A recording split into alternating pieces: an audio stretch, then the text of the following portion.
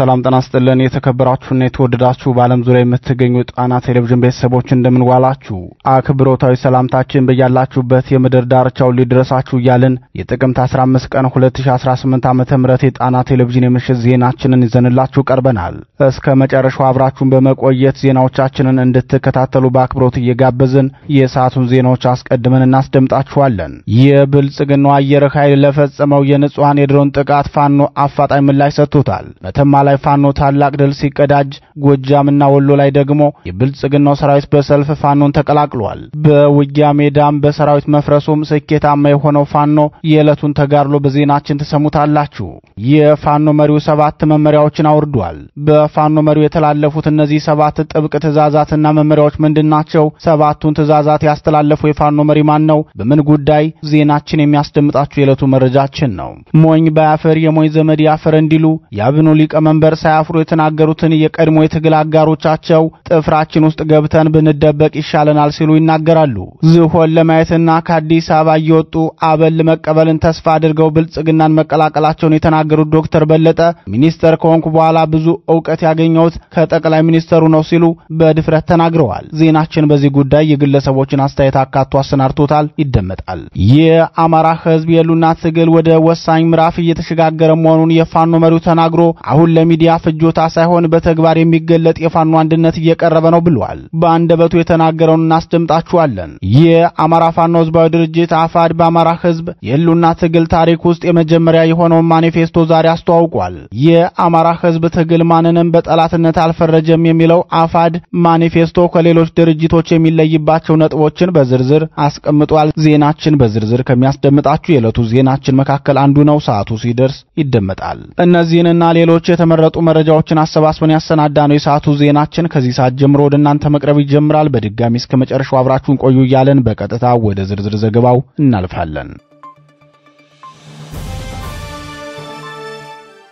መተማ ላይ ፋኖ ታላቅ ድል ተቀዳጀም የአማራ ፋኖ ብሔራዊ ኃይል ደጃዝማች በላይ ዘለቀ በዛሬው ዕለት በምዕራብ ጎንደር ዞን መተማ ወረዳ ሽመለጋራ የዞንና የወረዳ ካድሬዎች ከብልጽግናው ሰራዊት ጋር በተሰበሰቡበት ተኩስ ከፍቶ በርካታ የብልጽግና ሰራዊት እርምጃ እንደተወሰደበት አስታውቋል ከ25 በላይ የብልጽግናው ጥምር ጦር አባላት ከጥቅም ውጭ በሆኑት የዛሬው የሽመለጋራ ተጋድሎች የደጃዝማች በላይ ዘለቀ ውስጥ የሚገኙት ሁለቱ ኮሮች ማለትም የሰው ካሳ ሁለተኛ ኮርና ደጃዝማች አራተኛ ኮር ተሳትፎ አድርገዋል የደረሰውን ጥቃት አስመልክቶ የዙ ቃል አቀባይ ክፍል ሲገልጽም የሁለቱ ኮሮች አባል ክፍለ ጦር የሆኑት አጣነዋሴ ክፍለ ጦር ፓበይ ብርጌድ በአርበኛ ገብረሕይወት አዳነ የተመራና አርበኞች ክፍለ ጦር በላይ ዘለቀ ብርጌድ በአርበኛ ተስፋዬ ማስረሻ መሪነት ያደረጉት ውጊያ ነው የሁለቱ ብርጌዶች ጥምር ጦር የጥላትን መረጃ ቀድሞ በመሰብሰብ ጥላት ባላሰበበት ሁኔታ ከቀኑ 6 ሰዓት ወደ ቀጠናው ተስፈንጥሮ በመግባት መብረቃዊ ጥቃት መፈጸም ችሏል ውጊያውን እስከ 9 ሰዓት በማስቀጠል በጥምር ኃይሉ ላይ ከፍተኛ ድል ማስመዝገብም ተችሏል ብሏል የዙ ቃል አቀባይ ክፍል ልዩ መብረቃዊ ጥቃት ብሎ በጠራው የሽመለጋራው ተጋድሎ የባዴን ካርዶችን ስብሰባን ከመበተን ባሻገር ከአገዛዙ ጥምር ኃይል መካከልም ከ10 በላይ ሞትና ከ13 በላይ ደግሞ ከባድ ጉዳት ደርሶበታል ቀሪው እግሩ ወዳመረው በመሮጥ ራሱን ማዳን ችሏል ሲል የተጋድሎውን ዝርዝር መረጃ አጋርቷል በዚህ ቀጠና ቋራ አውራጃ ቴዎድሮስ ከተማ በዛሬው ዕለት የብልጽግናው አየር ኃይል ቅዳሜ ገበያ ተብሎ በሚጠራው ቦታ ላይ ድሮን ጥቃት በማድረስ ከ10 በላይ ንጹሃን መግደሉን በቀኑ ዜናችን መዘገባችን ይታወሳል የአማራ ህዝብ ተከታታይ ግፍና መከራ አሳስቦት ወደ ትግል የገባው የአማራ ፋኖ ዛሬ በብልጽግናው አገዛዝ የተገደሉትን 10 ወገኖችን ሞት በከንዱ ማወራረድ ችሏል ይህ በእንዲህ እንዳለ የአማራ ፋኖ ብሔራዊ ኃይል በወሎና በጎጃም ቀጠና የሚገኙት እዞች የብልጽግናው ሰራዊት እያስኮበለሉ መሆኑን ከሁለቱም እዞች ቃል አቀባይ ክፍሎች የደረሰን መረጃ ያመለክታል ጎጃም ላይ የአራተኛ ጃዊ መተከል ክፍለ ጦር ከ20 በላይ የብልጽግናው ሰራዊት የተቀበለ ሲሆን የ8ኛ ቀኝጌታ የፍታይ ንጉሴ ክፍለ ጦርን ደግሞ 4 የብልጽግናው ጥምር ጦር አባላት ተቀላቅለውታል በወሎ ቀጠና ደግሞ የአጼ ምኒልክ ዕዝን የተቀላቀሉት የብልጽግናው ጥምር ጦር አባላት ከተለያዩ የክልሉ አካባቢዎችና እዞች ወደ ቤተ አማራ የገባው የብልጽግናው ሰራዊት እየፈረሰና እየኮበለለ ምኒልክ ዕዝን በስፋት እየተቀላቀለ ነው ሲል ቃል አቀባይ ክፍሉ አስታውቋል የዙ ቃል አቀባይ ክፍል አክሎም የኦሮሞ ብልጽግና ልዩ ኃይል ኦሮሚያ ላይ በአማራ ተወላጆች ላይ ሲፈጽመው የነበረውን ዛሬም እየፈጸመ ያለውን ግፍ በተመሳሳይ የመከላከያ መለዮ ልብስን ለብሶ ወደ አማራ ክልል በመግባት የሚፈጽመውን ግፍ እያየን እኩል የሀገር መከላከያ ሰራዊት ተብለን ልንጠራ አንችልም ብለው ያመኑ የሰራዊቱ አባላት ባለፉት 10 ቀናት ብቻ 4 ስናይፐር 28 ክላሽ 7000 የክላሽ ተተኳሽና ከ600 የስናይፐር ተተኳሽ እንዲሁም 60 የእጅ ቦምብ በመያዝ ከ32 በላይ ሰራዊት ምስራቅ አማራ ኮር አንድ አሳምነው ክፍለ ጦርን ተቀላቅለዋል ብሏል። ፋኖ ከተቀላቀሉት የ104ኛ ኮር የሰራዊቱ አባላት መካከልም 4 የሻምበል መሪና 3 የመቶ መሪ አመራሮች እንደሚገኙበትም የገለጸው የአፄ ምኒልክ ዕዝ ቃል አቀባይ ክፍል በቀጣይም የብልጽግና አገዛዝ ሰራዊት የማፍረስና የማስኮብለሉ ስራ ተጠናክሮ ይቀጥላል ሲል መልእክቱን አድርሶናል። ከአርበኛው የተላለፉ 7 የጥንቃቄ መመሪያዎች የብልጽግናው አገዛዝ በአማራ ሕዝብ ላይ የከፈተውን የዘር ማጥፋት ጦርነት ፋኖ በከፍተኛ ብቃት እየመከተም በዘር ማጥቃትና ማጥቃት ከፍተኛ ድል እየተቀዳጀ ይገኛል።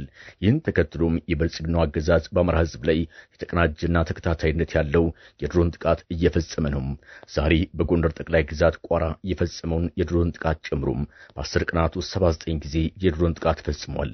በዚህ ጉዳይ የጥንቃቄ መልእክትና መመሪያ ወጣው የፋኖ መሪ አርበኛ ዝናቡ ልንገረው የጥላት እግረኛ ኃይል ወይም ምንም አይነት ግዳጅ መውጣት ያልቻለው የአብይ አገዛዝ የጭካኔ በትሩን ከፍተኛ በሆነም የድሮን ጥቃት ጀምሯል። የድሮን አሰሳና ጥቃት ተጠናክሮ ከመቀጠሉ ጋር በተያያዘም በርካታ ንጹሃን ሰራዊታችን ለኢላማ ተጋላጭ እንዳይሆኑ እነዚህን ቅድመ ጥንቃቄዎች ቀድመው ሊወሰዱ ስለሚገባ በአስገዳጅ ሁኔታ ሊተገበሩ ይገባል ብሏል።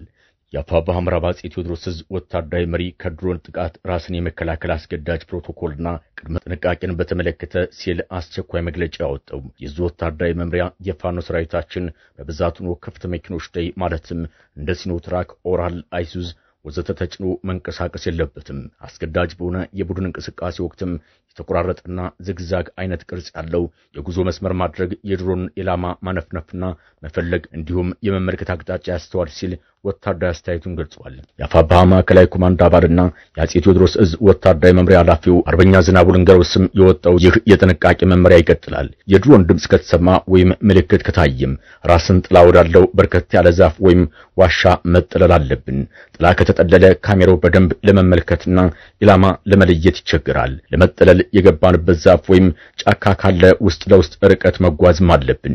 የወገንና የተማረኩ ተሽከርካሪዎችን በቅኝት ወቅት ከኢላማ እንዲሆኑ የጥንቃቄ መንገድ መከተል ያስፈልጋል። የቤትና የመኪና የሚያንጸባርቁ መስታወቶችን ጭቃ በመቀባት ጨረር የሚያርፍባቸውን ነገሮች ሁሉ ማደብዘዝም ይገባል ብሏል። በዋናነት የፋኖ የጥቃት በር ተብሎ ስለሚነገረው የሞባይል አጠቃቀም በተመለከተም መግለጫው ሲያሳስብም ሞባይል ስልክ የሚጠቀሙ የተፈቀደላቸው የፋኖ አባላትና አመራሮች ሎኬሽን ዝግ የማድረግም ግዴታ አለባቸው። የያዙት ስልክ ስማርት ከሆነ በድሮን እንቅስቃሴ ወቅት በመጀመሪያ ሴቲንግ ውስጥ በመግባትና የበራ ምልክቱን በመጫን ኤርፕሌን ሞድ ካደረጉ በኋላ የድሮን እንቅስቃሴ ዝም እስኪል ድረስ የስልኩን ባትሪን በማጥፋት ስልኩ ራቅ ብሎ መቀመጥ አለበት። የትኛውም የፋኖ አባል ስልኩ ላይ ቴሌግራምና ቴሌብር የተባሉ የመተግበሪያ አፕሊኬሽኖች መኖር የለባቸውም ሲል ጥብቅ ማሳሰቢያም ሰጥቷል። አንድ የፋኖ ሰራዊት አሃድ በትዕዛዝ ከሆነ ቦታ ወደ ሌላ ቦታ ሲንቀሳቀስ እስከሚደርስበት ቦታ ድረስ የሞባይል ስልክ ዝግ አድርጎ መንቀሳቀስ ግዴታ አለበት ሲል የገለጸው የአፄ ቴዎድሮስ ዕዝ ማሳሰቢያ በጉዞ ወቅት ለሚኖር የመረጃ ትስስር አጭር ሞገድ ራዲዮኖችን መጠቀም ያስፈልጋል። የጉዞ እንቅስቃሴና የስብሰባ ቦታ ተለዋጭና እጅግ ምስጢራዊ መሆን አለባቸው። ስብሰባ ሊያደርጉበት የፈለጉትን ቦታ አስቀድሞ የታወቀ ከሆነ እቅድ እንዲቀየር እናሳስባለን። የስብሰባና የስልጠና ቦታዎችን በግልጽ ሜዳ ላይ አለማድረግ ግድ ሲሆን ከጧቱ 5 ሰዓት እስከ 9 ሰዓት የጥላት ኃይል ከሳተላይት ላይ ምስል ለመውሰድ ምቹ የሚሆንበት ጊዜ ስለሆነ የኃይል ስብስብና ክምችቶችን ሙሉ ለሙሉ በእነዚህ ሰዓት ውስጥ አስወግዱ ብሏል። በመጨረሻም ብዛት ያለው የፋኖ ኃይል እንቅስቃሴ ማድረግ ከተፈለገ ከቀን ይልቅ በሌሊት ማንቀሳቀስ ተግባራዊ መደረግ አለበት። በሌሊት የጉዞ ወቅትም ሆነ የካምፕ ቆይታ ጥላት የሳተላይት ምስል እንዳይወስድ የመስመር ሰልፍ ባትሪዎችን ወይም ብዛት ያለው የካምፕ መብራት አለመጠቀም።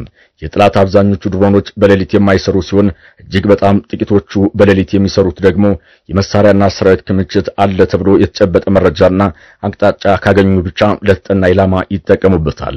በመሆኑም የወገን ኃይል በክምችት ውስጥ ሆኖ የትኛውም ካምፕ ውስጥ እንዳያድር ከዚህ ማስጠንቀቂያ ጀምሮ ሁሉም ሰራዊት በምሽግ ውስጥ ሌሊቱንም ሆነ ቀን ራሱን በቻለ የተጠናከረ የተጠናከረ የድሮን ዋርድያ ጥበቃ እንዲያሳልፍ እናሳስባለን። ከጥንቃቄ ጉድለት የሚያጋጥሙ ጉዳቶችን እንቀንስ ሲል ሻለቃ ዝናቡን እንገረው የአፋብኃ ማዕከላዊ ኮማንድ አባልና የአፄ ቴዎድሮስ ዕዝ ምክትል ሰብሳቢና ጦር አዛዥ ወታደራዊ ማሳሰቢያውን ሰጥቷል። ዝሆን ማየት የቻልኩት በብልጽግና ነው። የአብን ሊቀመንበር ዝሆን አይተናል። እንግዲህ ካሁን በፊት ነው ዝሆን ያየሁት በአካል ከኢትዮጵያ ውጭ ነበር። አሁን ላይ ኢትዮጵያ ውስጥ መጓዝ ስንችል መንቀሳቀስ ስንችል ዝሆን ማየት እንችላለን። ደስ ብሎኛል። የአማራ ብሔራዊ ንቅናቄ አብን ሊቀመንበርና የብልጽግና ኢኖቬሽን ሚኒስትር በለጠ ሞላ ዝሆን አይቻላውቅም ነበር፣ ለመጀመሪያ ጊዜ ዝሆን ያየሁት በብልጽግና ዘመን ነው፣ ለዚህ ደግሞ ጠቅላይ ሚኒስትሩን አመሰግናቸዋለሁ ሲሉ ተደምጠዋል። ክቡር ጠቅላይ ሚኒስትርን በጣም አመሰግናለሁ፣ ዝሆን አይቻላውቅም ነበር፣ ዛሬ ኮይሻ መጥቼ ዝሆን በማየት ደስ ብሎኛል ሲሉ ንግግራቸውን የጀመሩት የአብን ሊቀመንበር ኢትዮጵያ ውስጥ የሚስተዋሉ የተለያዩ ችግሮች መንግስትን ሀገራዊ ፕሮጀክቶችን ከማስፈጸምና ለአገልግሎት ከማብቃት አላስቆሙትም። እነዚህ በአገር ውስጥ የሚስተዋሉ ችግሮች በሌላ የአፍሪካ ሀገር ቢከሰቱ ኑሮ ከልማት ስራ ሊያስተጓጉሉ የሚችሉ ቢሆንም ነገር ግን የኛ መንግስት ችግሮች ሳይወስኑት ለሀገር የሚጠቅሙ ፕሮጀክቶችን በማቀድና በማስፈጸም ያለው አቅም የሚደነቅ ነው ብለዋል። ዶክተር በለጠ ሞላ አክለውም ጠቅላይ ሚኒስትሩ ወደ ኃላፊነት ከመጡ በኋላ ባደረጉት አጠቃላይ የፕሮጀክት ግምገማ እንደ ህዳሴ ግድብ በራስ አቅም መፈጸም ይቻላል በሚል ተነሳሽነትና ቀጥተኛ አመራር አሁን ለሚገኝበት ደረጃ ማብቃት ችለዋል። ኢትዮጵያ የነበራትን አቅም ተረድቶ ወደ ሀብት መቀየር የሚችል መሪ ነበር የምትጠብቀው። አሁን ክቡር ጠቅላይ ሚኒስትርን ስላገኘች አቅሟን እያሳደገችና ወደ ሀብት እየቀየረች ነው ሲሉም ተደምጠዋል። በዚህ ብቻ ያላበቃው የሚኒስትሩ አድናቆት ሁላችንም ወደዚህ የመጣነው ብዙ ሳናውቅ ነው፣ አሁን ብዙ እንድናውቅ ስላደረጉን ክቡር ጠቅላይ ሚኒስትሩን ማመስገን እፈልጋለሁ በማለት ከ4 ዓመት በፊት የሚኒስትርነት ሹመት የሰጧቸውን የብልጽግናው ሊቀመንበር አመስግነዋል። ከዚህ የብልጽግናው ሹም ንግግር በኋላ አስተያየታቸው ለጣና ቴሌቪዥን የሰጡ የቀድሞ ወዳጆቻቸው የአማራ ብሔራዊ ንቅናቄ ሊቀመንበር ሆኖ ወልቃይት ጠገዴ ሰቲት ሁመራ ዞን ባለመሄዱ እንጂ ዝሆን የማየት ጉጉት ከነበረው የግድ ሚኒስትር መሆን አያስፈልገውም ነበር፣ የቃፍታ ሁመራ ብሔራዊ ፓርክ ብሔር ኑሮ በአፍሪካ ልዩ የሚባል ዞኖችን አይቶ ይመለስ ነበር በማለት ተሳልቀዋል። ሌላው አስተያየት ሰጪ በበኩላቸው አብን የተመሰረተው የአማራ ሕዝብ የሚደርስበት መዋቅራዊ ጥቃት ሊቆም ባለመቻሉ አማራ ተደራጅቶና ተዘጋጅቶ መብቱንም ክብሩንም ሆነ ህልውናውን እንዲያስጠብቅ ነው። የዚህ ፓርቲ ሊቀመንበር የነበረ ሰው ወክለዋለሁ የሚለውን ሕዝብ የዘር ማጥፋት ጦርነት ለከፈተበት ሰራዊት ማገልገሉ ሳያንሰው ጭራሽ ጦረኛውን ጠቅላይ ሚኒስትር የልማት አርበኛና የሰላም ዘማሪ አድርጎ ማቅረቡ የበለጠን የአድርባይነት ጥግ የሚያሳይ ነው ብለዋል። ዶክተር በለጠ ሞላ በዚሁ ንግግራቸው ኢትዮጵያ ውስጥ የተፈጠሩ ችግሮች በሌላ የአፍሪካ ሀገር ተፈጥረው ቢሆን ኑሮ ምንም አይነት ልማት አይሰሩም ነበር፣ በእኛ ሀገር ግን ያንን ሁሉ ችግር ተቋቁመን ልማትን ማካሄድ የሚችል መንግስት አለን ሲሉ ተናግረዋል። ሆኖም በአገሪቱ ውስጥ ያሉትን ችግሮች የፈጠሯቸው እሳቸው ዝሆን ስላሳዩኝና አለማወቄን በእውቀት ስለተኩልኝ አመሰግናቸዋለሁ የሚሏቸው የብልጽግናው ሚኒስትሮች ምክር ቤት ሰብሳቢው መሆናቸውን ሚኒስትሩ ልባቸው ቢያውቀውም ሲያውቅ ዶሮ ማታ ብለው ማለፍን ፈልገዋል። እንደ አማራ አንድ እንደምንሆን ተስፈኛ ሆነናል። አርበኛው የአማራ ፋኖ ከብልጽግናው ጋር ከሚያደርገው ብርቱ ትግል በተጓዳኝ የአደረጃጀት ስራዎች፣ የሰራዊት ግንባታ፣ የቀጠናዊ ትስስርና የህዝብ አሳታፊነት ስራዎችን በከፍተኛ ደረጃ እያከናወነ ይገኛል። የአፋድ ጎንደር ጠቅላይ ግዛት እዝ ጄኔራል ፈንታ በላይ ክፍለ ጦር ትናንት የአንድ ብርጌድ ሰራዊት አሰልጥኖ አስመርቋል። የክፍለ ጦር ዋና አዛዥ አርበኛ ጌቴ መሳፍንት ከጣና ቴሌቪዥን ጋር ባደረገው ቃለ ምልልስ አሁን እንደ አማራ አንድ የመሆን ተስፋችን ከፍ ብሏል። እግዚአብሔር ይመስገን ከብዙ ድካም በኋላ እንደ ጎንደር አንድ ልንሆን የመጨረሻው ምዕራፍ ላይ ደርሰናል ብሏል። በጎንደር ቀጠና የነበረው አለመግባባት በፋኖ ታጋዮች ዘንድም ቢሆን ከባድ ፈተናን አጥሎበት መቆየቱን የገለጸው አርበኛ ጌቴ መሳፍንት ያንን ሁሉ ከባድ ጊዜ አሳልፈን ከ3 ወር በላይ ተከታታይ ስልጠና ሰጥተን ነው ያስመረቅነው ሲል ተናግሯል። የአማራ ሕዝብ የገጠመው ፈተና ከሁለት ወገን ነው። በአንድ በኩል ያገዛዙ ተከታታይ ጥቃት፣ በሌላ በኩል ደግሞ ዘረፋን ዓላማ አድርጎ የወጣውን በደቡብ ሲያጠቃው ቆይቷል ሲል የሚናገረው አርበኛ ጌቴ አሁን በጎንደር ፋኖ መካከል አንድነት በመፈጠሩ በቅድሚያ ህዝባችን ሰላም ያገኛል፣ ወዲህ ደግሞ ሰራዊቱ በከፍተኛ ደስታና ቁርጠኝነት እንዲታገል ያደርገዋል ብሏል። የጄኔራል ፈንታ በላይ ክፍለ ጦር ዋና አዛዥ አርበኛ ጌቴ አክሎም ድርጅት ሳይመሰረት ወደ ትግል የገባው የአማራ ፋኖ አሁን ወደ አንድ እየተሰባሰበ መምጣቱና ጎንደር ላይም አንድነት መፈጠሩ መፈጠሩ ያላስደሰታቸው ሰዎች አሉ። እነዚህ ሰዎች የፋኖን ማሊያ ለብሰው ግን ፋኖ ያልሆኑ ታዋቂ ዘራፊዎች ናቸው። ዋናው ፍላጎታቸው በአደረጃጀት ልዩነት እየተሽለኮለኩ ህዝብን መዝረፍ ነው። ፋኖ አንድ ሲሆን ግን ማምለጫ ስለሌላቸው አንድነቱን ለማደናቀፍ የቻሉትን ሁሉ ያደርጋሉ። ባሳለፍነው ሰኞ ዕለትም በእኛ ላይ ጥቃት ለመክፈት ሙከራ አድርገው ነበር። ከሁለቱም ወገን ጫና ሲበዛባቸው አርፈው ተመለሱ እንጂ በማለት ተናግሯል። አርበኛ ጌቴ መሳፍንት የሰጠውን አስተያየት ሰምተን እንመለስ። አመሰግናለሁ። ያው ነው የነበረው እቅድና ዝግጅት ያንስ በተሮ ትንሽ ቻሌንጆች አሉበት አቀጣናም ተበት ግን ያን ተቋቁመን ለሶስት ወር ከምናምን ከሁለት ሳምንት አካባቢ አሰልጥነን የምረቃ ፕሮግራምን ያው ለይደርሰናል። በጣም አሪፍ ነው፣ ደስ የሚል ነበር። ሆኖም ግን ከቦታው አንጻር ትንሽ ከባድ ነበር።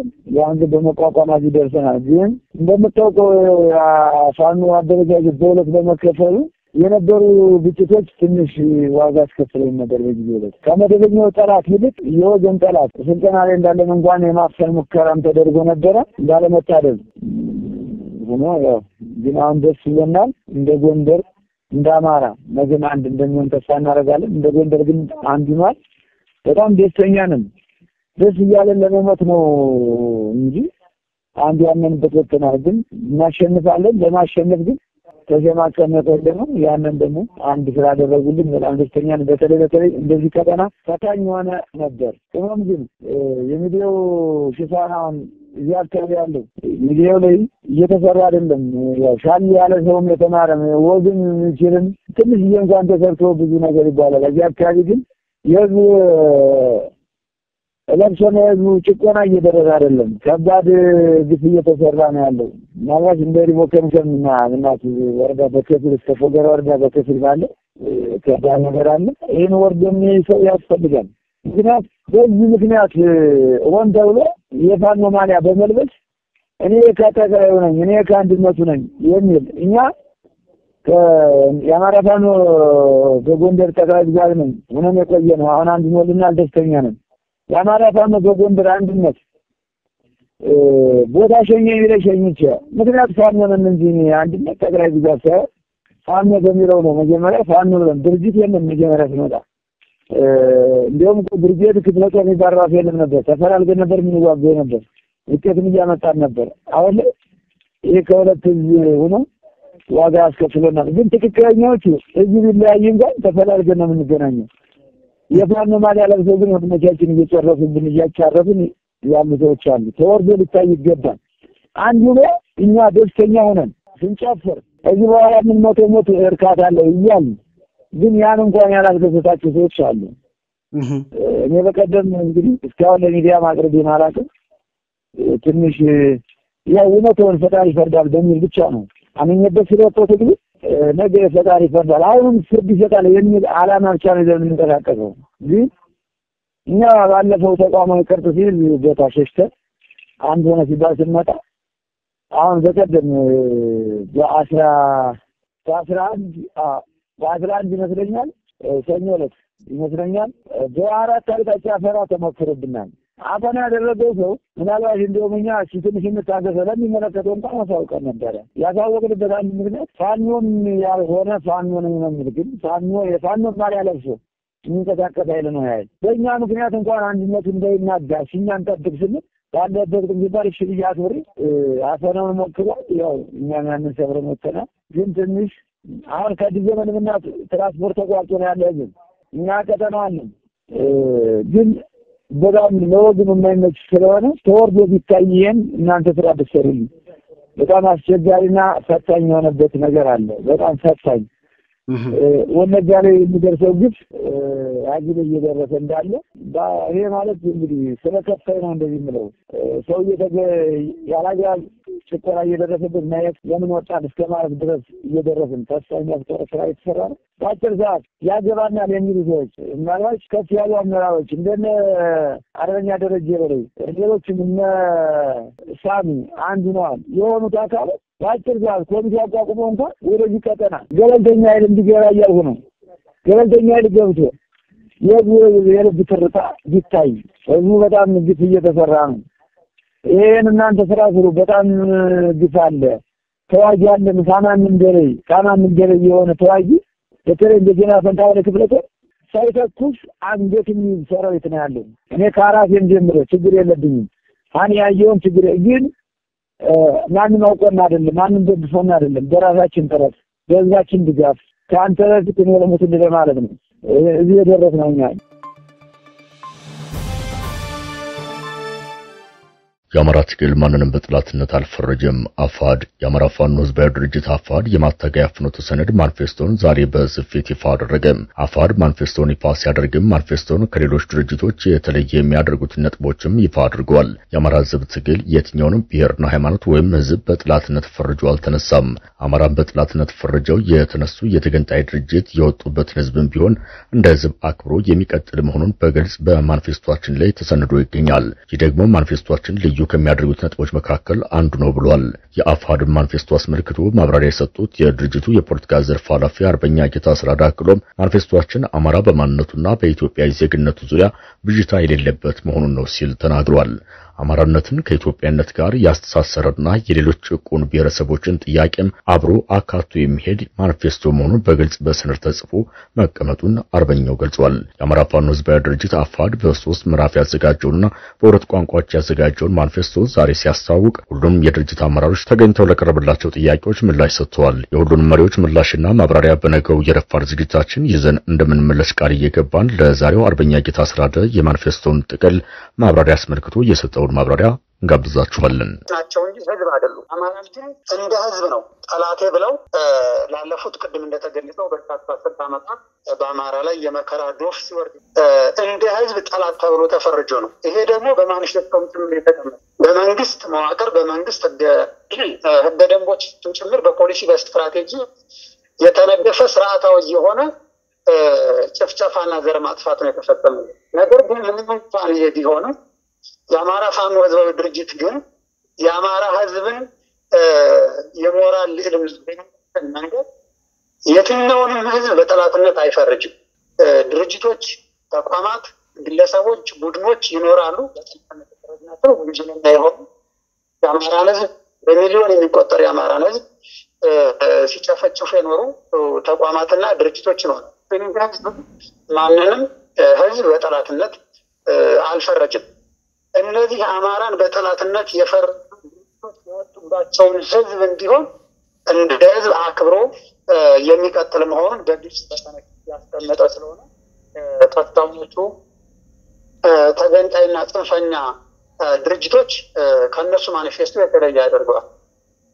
ሌላኛው ይሄ ማኒፌስቶ ለየት የሚያደርገው በአማራ ማንነትና በኢትዮጵያዊነት መካከል ምንም ማለት ብዥታ የሌለበት መሆኑ ነው። አማራ በማንነቱ እና በኢትዮጵያዊነቱ ብዥታ የሌለበት አማራነትን ከኢትዮጵያዊነት ጋር ያስተሳሰረ የሌሎች ጭቁን ብሔሮችንም ጭምር ጥያቄ አብሮ አንግቦ ይሄዳል። ምክንያቱም ስለ ፍትህ፣ ስለ እኩልነት፣ ስለ ሰብአዊነት፣ ስለ ነፃነት ስናወራ ሁሉንም ህዝቦች ማንነታቸው የተከበረ እንዲሆን ፍትህ፣ ነፃነትና እኩልነታቸው የተከበረ እንዲሆን አብሮ በሰነዱ ላይ የተቀመጠ ነው።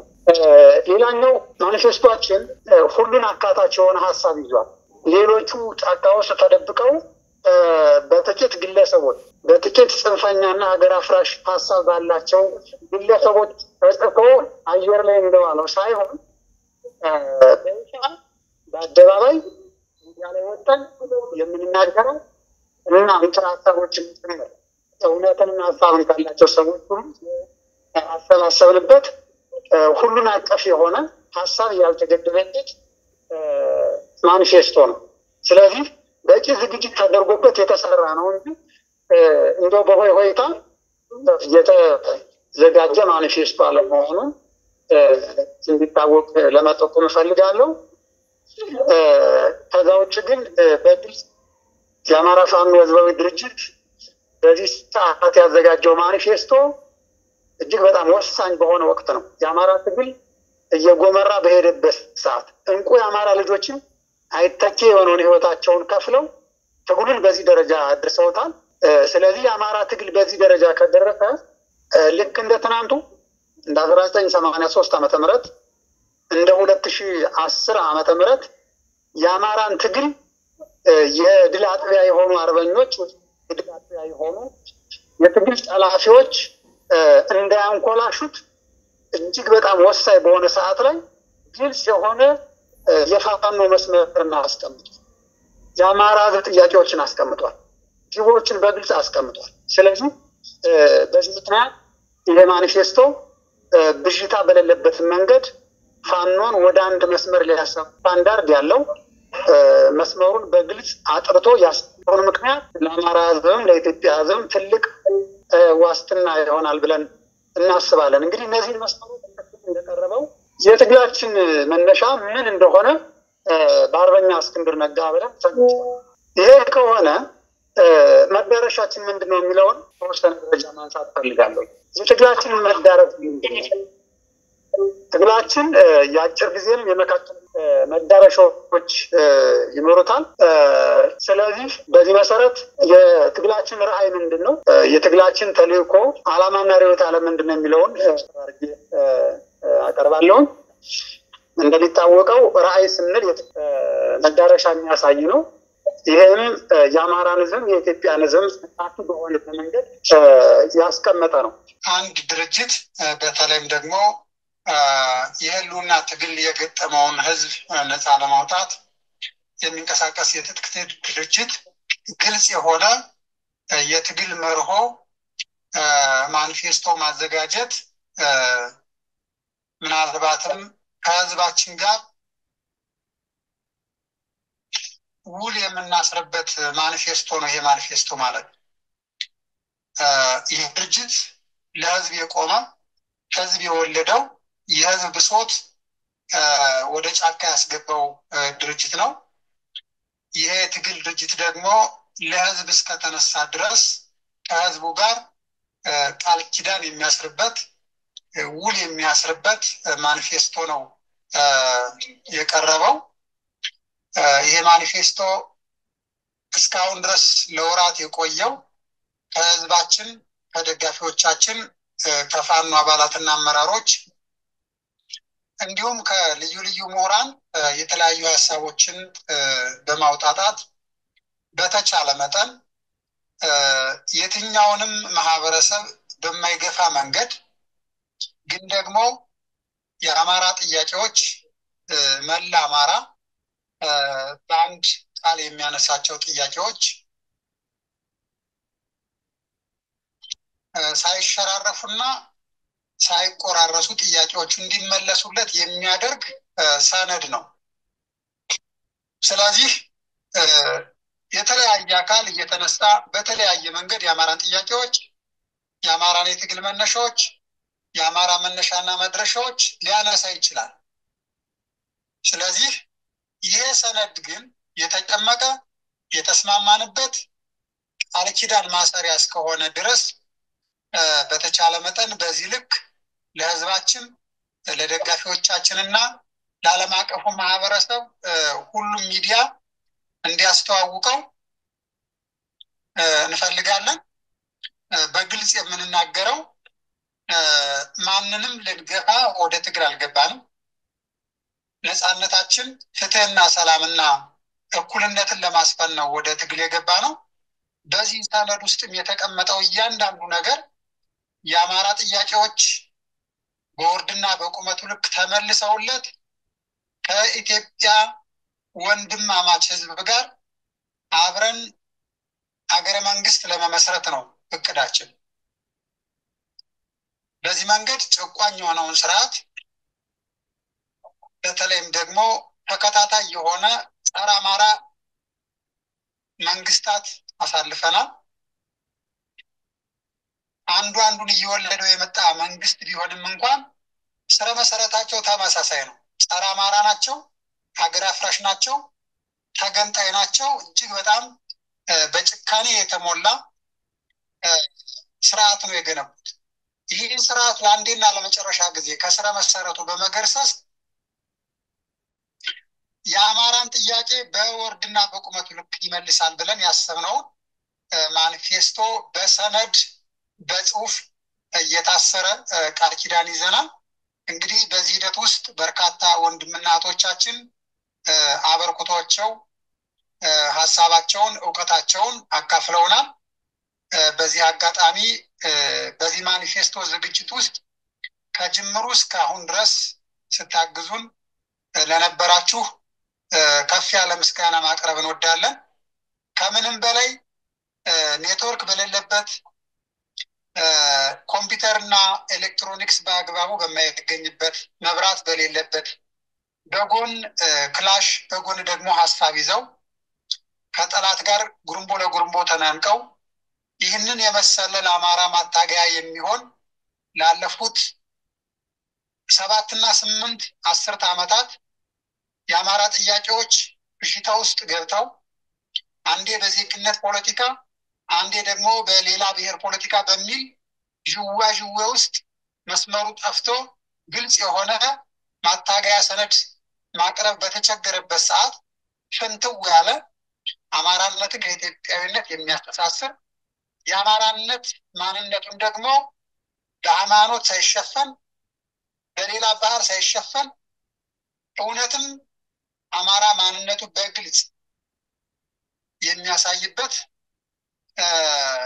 ማኒፌስቶ ተዘጋጅቷል። ስለዚህ በረሃ ለበረሃ እየተንከራተቱ በብርድና በበረሃ በቁር ውስጥ ሆነው ይህን ሰነድ ላዘጋጁ ለአማራ ፋኖ ህዝባዊ ድርጅት ከፍተኛም መካከለኛም አመራርና አባላት እውነት ለመናገር ከፍ ያለ ምስጋና ማቅረብ ወዳለው በዚህ አጋጣሚ የአማራ ፋኖ ህዝባዊ ድርጅትን ወክዬ ማለት ነው። ወደፊት ይህንን የአማራ ፋኖ ህዝባዊ ድርጅት ማኒፌስቶ ወይም ደግሞ ማታገያ ሰነድ የአማራ ፋኖ ህዝባዊ ድርጅት ብቻ አይደለም። ይሄ መላ የአማራ ጥያቄን የያዘ መላ የኢትዮጵያ ውስጥ ያሉ ጭቁን የሆነ ማህበረሰብና ህዝቦችን የያዘ ለሁሉም ጥያቄ መፍትሄ ሊሰጥ የሚችል ስለሆነ ያን ድርጅት ማኒፌስቶ ብቻ አይደለም። የህዝባችን ብዙዎቻችን ወደ ትግል ነገም ስንገባ ትናንትም የነበር ነው የተከታታይ 3 መንግስታትን ትውልድ ጥያቄና የትግል መስመር የሚያሳይ ማኒፌስቶ ሰነድ እስከሆነ ድረስ ሁላችንም በዛ ልክ ወደፊትም ይሄ ማኒፌስቶ ሰነድ የመጽሐፍ ቅዱስ ቃል ወይም የቁርአን ቃል አይደለም። የሚሻሻልበት የትኛውም አጋጣሚ ካለ አማራ ፋኖ ህዝባዊ ድርጅት ተቀብሎ ለማስተካከልና ለማረም ዝግጁ መሆኑን በዚህ አጋጣሚ ለመግለጽ እንወዳለን። ከምንም በላይ ግን ይሄ ሰነድ ይሄ መስመር ይሄ ግልጽ የሆነ መዳረሻ ግብ የተቀመጠለት ማኒፌስቶ ሊሳካ የሚችለው በሁላችንም ርብርብ ነውና የሚዲያ አካላት የፖለቲካ አካላት እና የወታደራዊ ኤሊት በሙሉ የትግላችን ደጋፊዎች ያነውን ግብና መዳረሻ እንድናሳካ ሁላችንም እንድንረባረብ በዚህ አጋጣሚ ጥሪ ማቅረብ ወዳለው።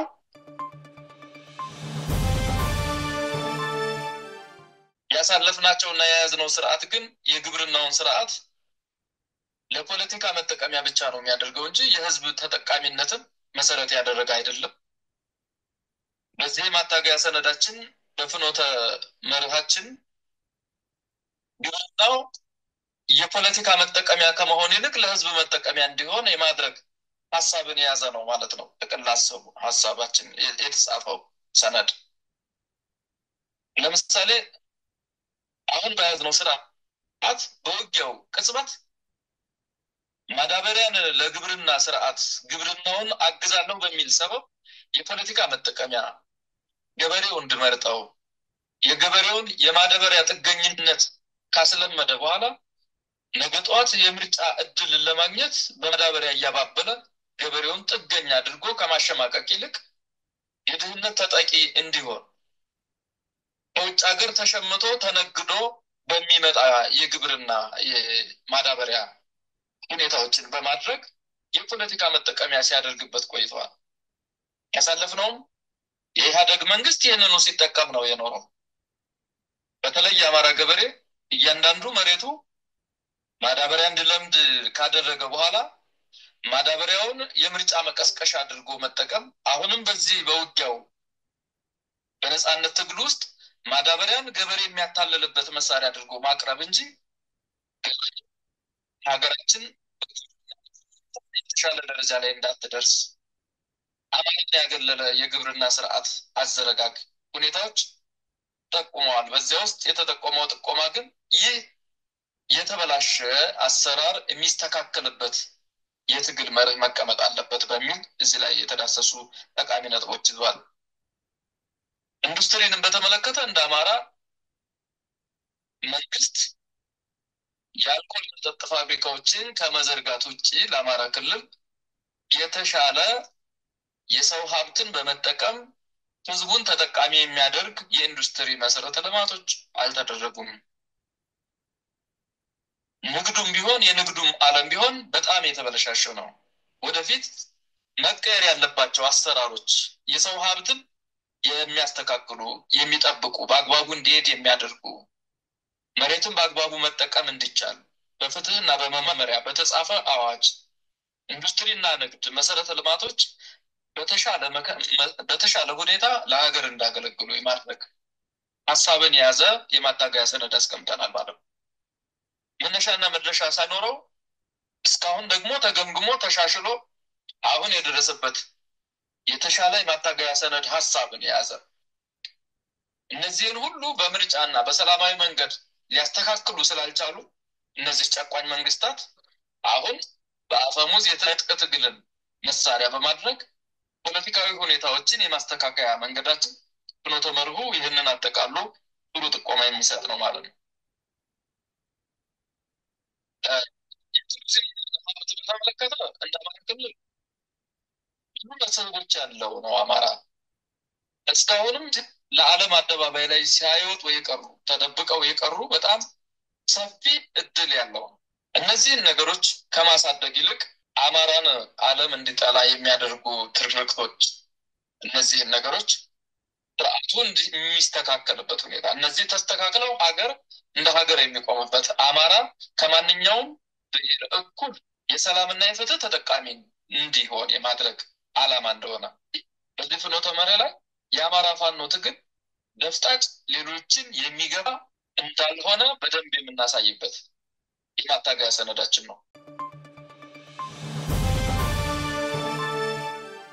የተወደዳችሁና የተከበራችሁ የጣና ቴሌቪዥን አድማጭ ተመልካቾቻችን የጥቅምት 15 ቀን 2018 ዓ.ም የምሽት ዜናችን የተከታተላችሁትን ይመስል ነበር። ጤና ይስጥልን።